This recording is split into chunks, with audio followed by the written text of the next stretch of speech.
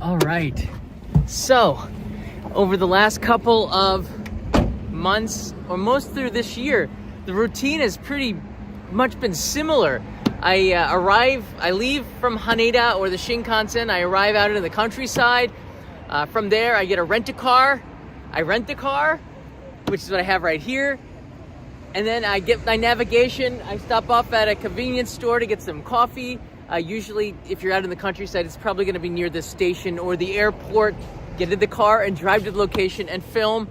And if I need to spend the night, I do that. If not, I return the car, go back to the airport, and fly back to Tokyo. And it's been this like a shampoo, rinse, and repeat kind of a thing for the last couple of months. And it's funny because I stand right near in front of Kagoshima Airport.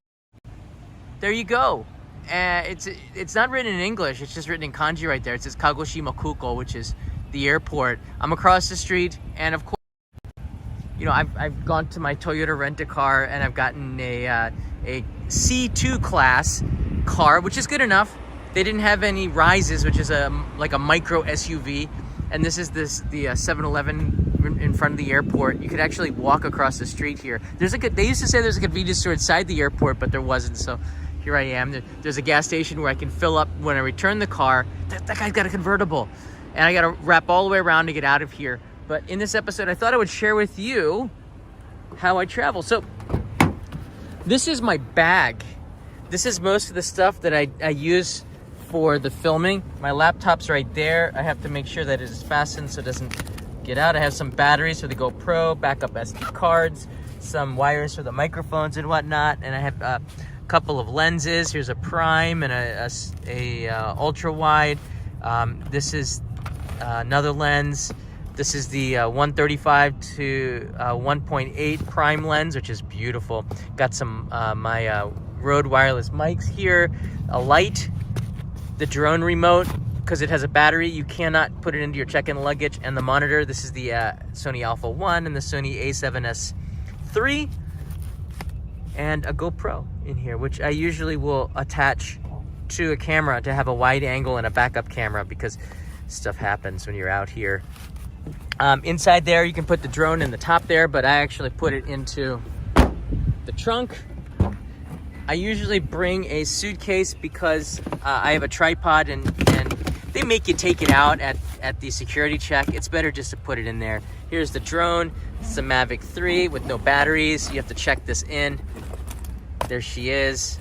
She's gonna be fine. Change of clothes. There's a microphone and some stuff that didn't have a battery, which I can take with me. There's the airport, the open road, and here's the car.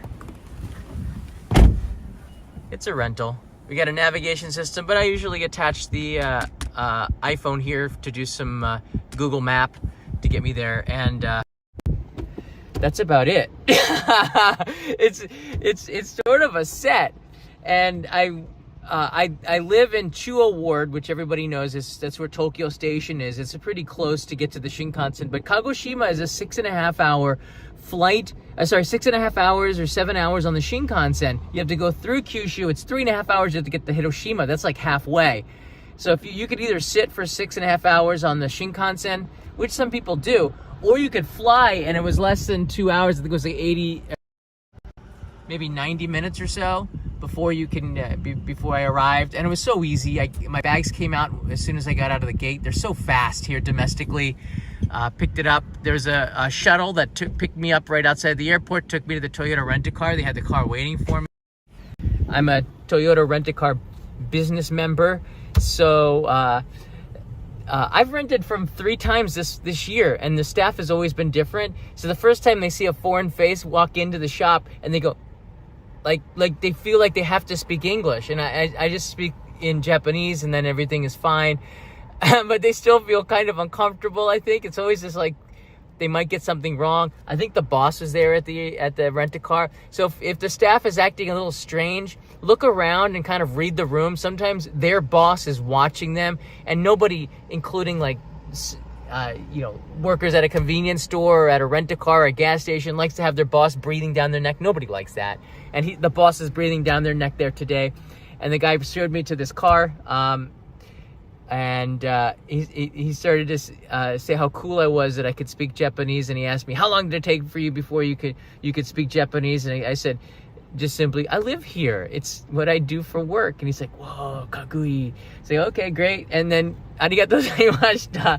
We're gonna change the menu to English here. Somewhat creepy when the boss is over you. I also have here, all right, it's on the floor.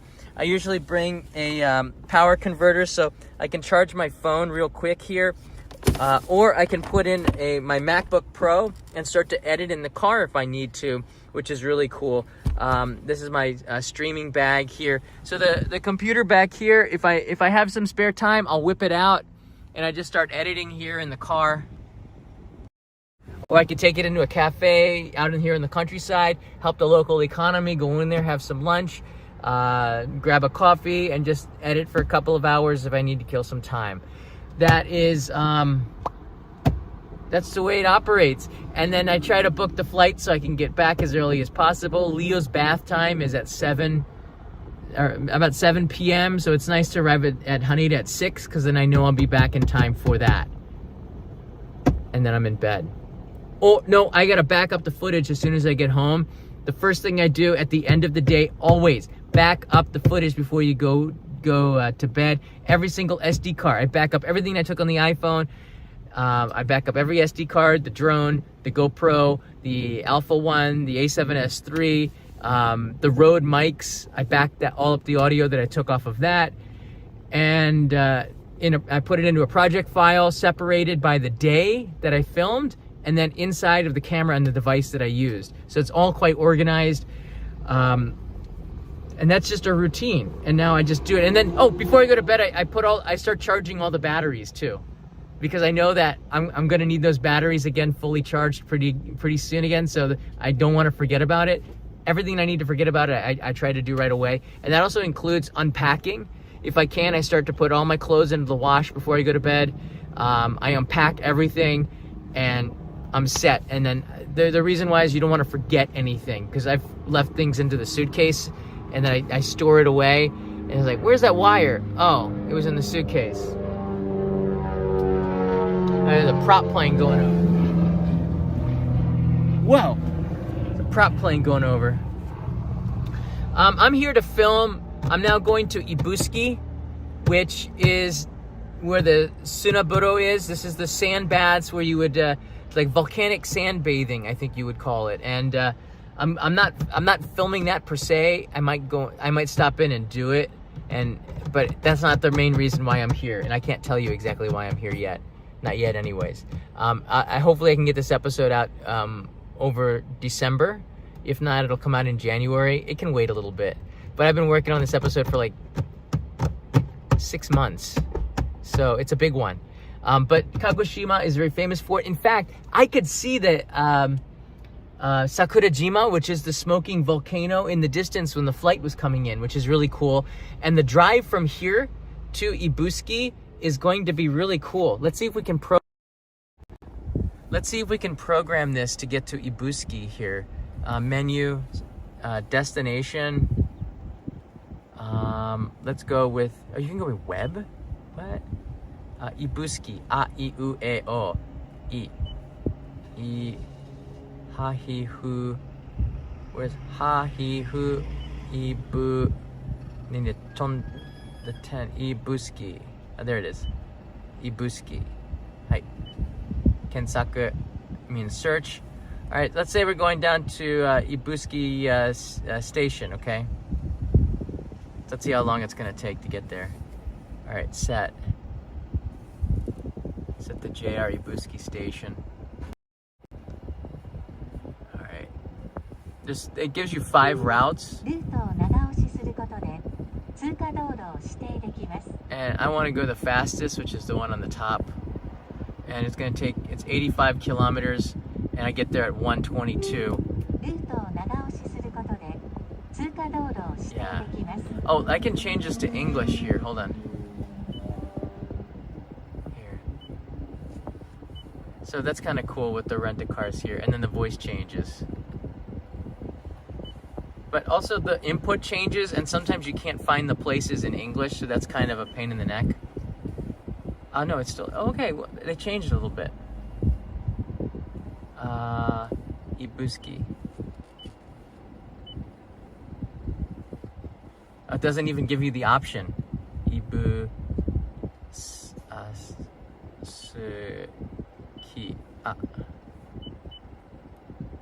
Ibusuki.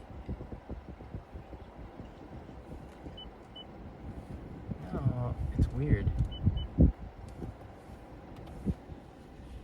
That didn't work. What happened?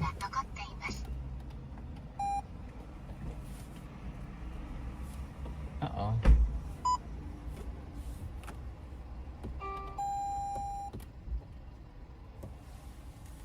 Sometimes it's, these Toyota cars are a little odd here. It's an EV. Okay, my ETC card's there. Anyways, you get the pic. I think I crashed the system. It said something about the battery. Maybe I should start to drive. But from the airport, we're gonna turn left. We can go out here and you can see, well, you can go the entire country of Japan. So it'll tell you the navigation system here. So I get to just follow the highway. But the cool thing is, while I'm driving on the left side, hey now, cool down. Sakurajima is gonna be on the left side as I drive. That is so cool. And if I had a little bit more time, I might even be able to take the ferry over there or drive the other way and go around and take the ferry back. So you can do these, like these little teeny things that probably make it a little bit more interesting. But yeah, this is pretty much what I do with my location shoots. And this is what the system has been like all year. So next week, I'm also going to be doing the exact same thing, except I take the Shinkansen. I get off at Yamagata, and I rent a car from Yamagata next week. And I'm filming an episode over in the countryside up there at Toyota Rent-A-Car. Same deal. It's really funny, and it just feels like, I don't know. It feels too... Oh, I think I pushed something I wasn't supposed to. It just feels like, yeah, shampoo, rinse, repeat kind of a thing. That's what I'm actually looking forward to, editing it and then getting the videos up. But there's been a lot of filming over the last couple of several months now, and I'm really glad to be at the end of it. So the last filming day of this year for me is November 30th, and I'm going to Hokkaido with my good friend Matt Alt, who is a reporter for an NHK series called Japanology. He's quite famous for that, but I think he's more famous for being an author of the book. I can't remember.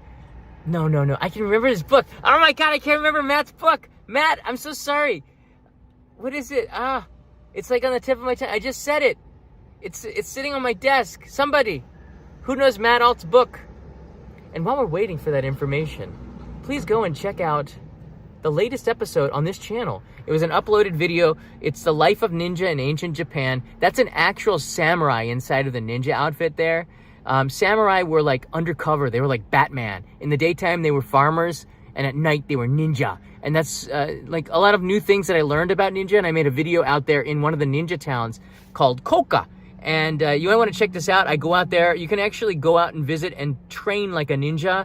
It's kind of more like a role-playing thing, but what impressed me was the museum and the knowledge that they have there to learn about this. And it's such a unique part of Japanese culture. I know, it's crazy like that, because I asked the guy, the expert who has a university degree in ninjutsu, which is the study of ninja, which is shinobi. It's like, he's got a degree in ninjutsu. Pure invention by Matt Alt. Thank you, Carrie. You're incredible.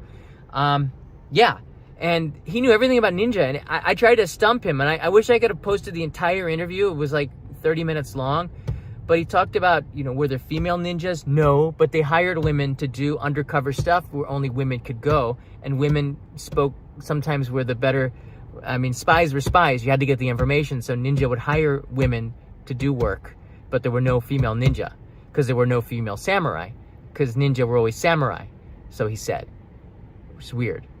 Not anybody could be a ninja. You had to, it ran in the family. So you had to have a family lineage of ninjaism. Is that ninjutsu? And all this stuff is in the interview. I thought it was fascinating. And, I'm glad that I did it, although I don't think it's popular. The Koka and Iga ninja villages, Koka and Iga are both near Kyoto. Koka is one of the two. And I went to Koka and Shiga because everybody knows Iga.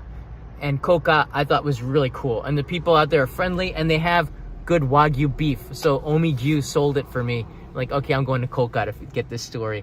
And that guy, Fukushima-san, who is a university degree in ninja. I think maybe the anime angle ruins it a little bit. It becomes a little bit too much cosplay for me, the ninja stuff in Japan. But I think it's kind of a cool part of Japanese history, and it's definitely a part of it, so I have to cover it, right? But here's the flight to get to Kagoshima. I flew Skymark. I've been flying ANA almost exclusively, and this year I'll be a bronze member, a bronze tier, which means that I've traveled quite a bit by flight, including back and forth to the US 3 times.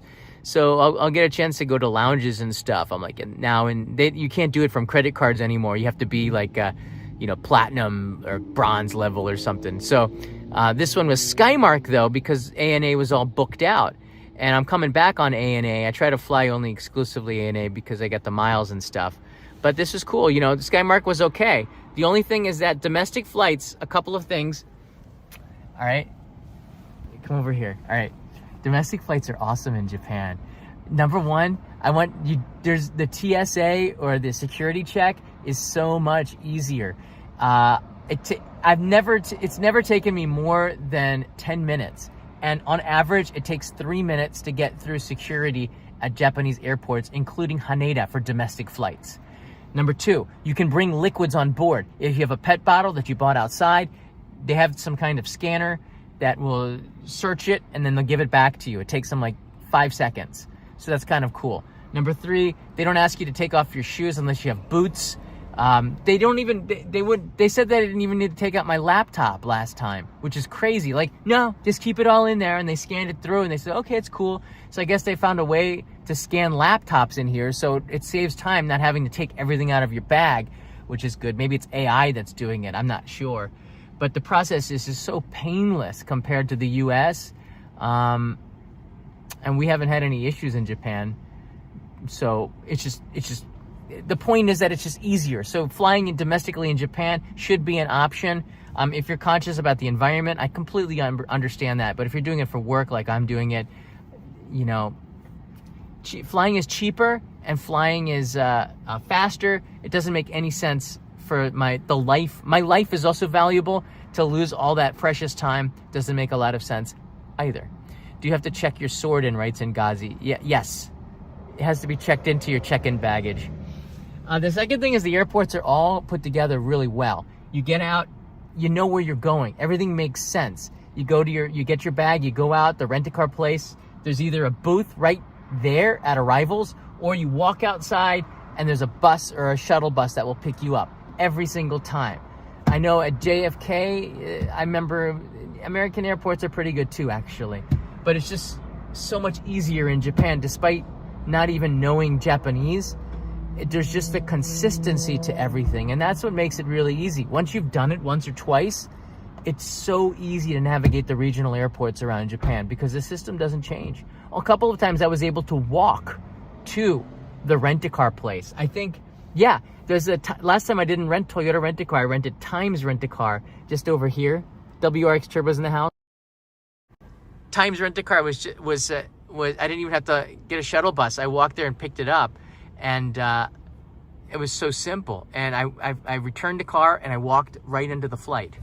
I mean, yeah. And get this. I arrived at the airport 50 minutes before the flight. Only 50.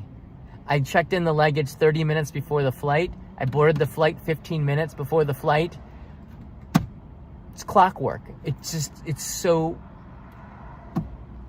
so fast compared to the way the US does things. But I guess with security, you have to do it that way. But I always think that if you can use tech and other things to make the procedure easier without people spending money, just make the process easier. I mean, Japan, we have Shinkansen, so you got to compete against the high-speed rail network, right? It's not just about flying, it's also about that. 15 minutes. I got from the monorail to the plane in 20 minutes. So that means I checked in my baggage, and Skymark that was the longest thing. Skymark is hard because Skymark takes, they don't have like a self baggage thing. You have to wait in line. So Skymark took about 15 minutes for the bags, 3 minutes at security, 3 minutes to the gate. I was there in 20 minutes, and maybe 25 minutes. But with ANA, I'm at the gate in 15 minutes every time. I'm not getting a beard, clean shaven. It's the way to go. Everybody's got a beard in the States. I'm not gonna follow that trend. It doesn't make you look tough. It makes you look like you drink craft beer and vape. You work at a hat shop. All right, everybody. I've done 20 minutes at Detroit. That's with TSA pre-check, though. Yeah, there's no pre-check. Everybody's treated the same. It's pretty crazy. Although the pre-check is, I think you need to pay for that. I'm not paying for that. All right, so there you go. Thanks, everybody. I just wanted to share a little bit about this. I'm going to drive to Ibusuki. If I find something on the road while I'm here in Kagoshima, I will go live and share it with you. I've got an interview tonight. I'll be staying at a little guest house in the countryside. They just sent me a message through booking.com asking me when I was going to arrive in English. I was surprised with that, so I'm going to let them know probably late tonight. And then tomorrow I've got another interview, and then I drive right back to the airport and fly back to Tokyo by 5 p.m. I'll be back home tomorrow. That's work. That's work. And because I'm trying to cut down on carbs, I just got a piece of chicken. That's my lunch. And almonds and some yogurt with no sugar. And it says here it's not perfect. There's a little bit of chemicals in it, but it's just a piece of chicken breast. So it's fairly healthy. Chilled chicken breast that's been boiled. So I'm eating healthy, stay in shape a little bit. You know, it's easy to start to eat like snacks when you're on a location shoot. Don't do it. Try to hold off. Only in emergencies. Try to eat healthy, cut down on carbs and sugar, and that's what I'm doing. Bag of almonds. That's what, energy. All right, everybody. I'm on the road here. Wish me luck. I'll see you maybe later today if something interesting pops up. Go check out the ninja video. Seriously, I need you guys to watch this thing because I edited it like a main channel episode. You know, it wasn't enough information for a main channel episode, but I thought it was pretty good. The international airport from Tokyo, I could see that from the terminal. I was like wishing I was across the ways getting that. And by the way, for everybody, the postcards are on the way. I had a stack of postcards. This month, it is the world's oldest hotel in autumn. So I will send that to you how do I get rid of all these things? I will send that to you if you would like it. I think I have one right here. Check it out. Autumn in Japan at the world's oldest hotel. This is a drone shot. So that's this month's postcard. And I really do appreciate the support to keep me traveling like this and making episodes out in the countryside. This year's been all about the countryside. Isn't that beautiful? This is one of the most remote hotels as well in Japan, just nestled in a valley. There's no train to get there. You have to take a shuttle bus, or rent a car. But it's just beautiful up there. This is great to have on your refrigerator as well. And I even put the Only Japan logo hidden in the woods with a little bit of Photoshop magic in there. So that's coming to your mailboxes soon for the people on our Patreon. Thank you, everybody, for that. All right, see you later. Mata ne. Bye from Kagoshima Airport. Kind of see it there. Volcano's behind it. Sakurajima.